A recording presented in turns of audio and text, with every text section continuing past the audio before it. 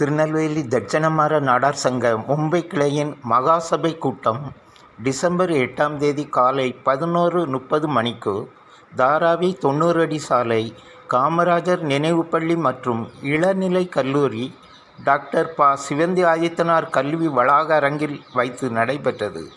நிகழ்ச்சிக்கு திருநெல்வேலி தட்சணமாற நாடார் சங்க தலைவர் ஆர். காளிதாசன் நாடார் தலைமை வகித்தார்.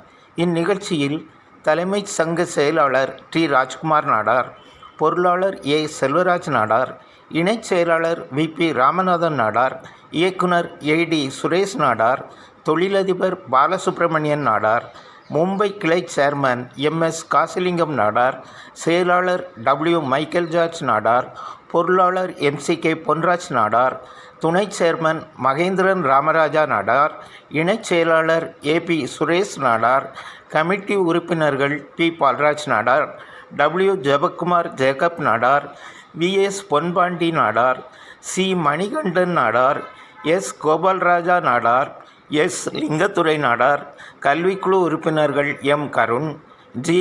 Arputharaj Nadar, P. Sivanupandian Nadar, I. Samuel Nadar, J. Jegaprathapan Nadar, R. Malairaj Nadar, முன்னாள் கமிட்டி உறுப்பினர் பி. மதிசெல்வன் நாடார் ஆகியோர் கலந்து கொண்டனர். நிகழ்ச்சியில் தலைவர் காளிதாசன் நாடார் வரவேற்புரை ஆற்றினார். மும்பை கிளை இணைச் செயலாளர் ஏ. பி. சுரேஷ் 2023-2024 ஆண்டறிக்கை வாசித்தார்.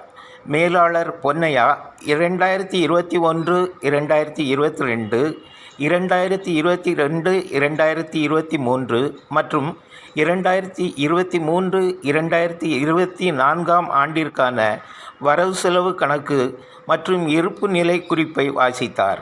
அதனைத் தொடர்ந்து உறுப்பினர்கள் கேட்ட கேள்விகளுக்கு நிர்வாகிகள் பதில் அளித்தனர்.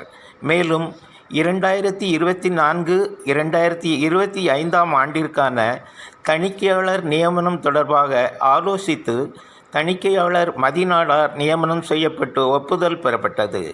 கூட்டத்தில் பள்ளி கட்டிடத்தில் 2 மாடி விரிவாக்கம், பத்லாபூரில் சங்கத்திற்கு சொந்தமான இடத்தில் கட்டுமான பணி, நவி மும்பை பகுதியில் கல்வி நிறுவனத்திற்கு நிலம் வாங்குதல் தொடர்பான தகவல்கள் தெரிவிக்கப்பட்டது.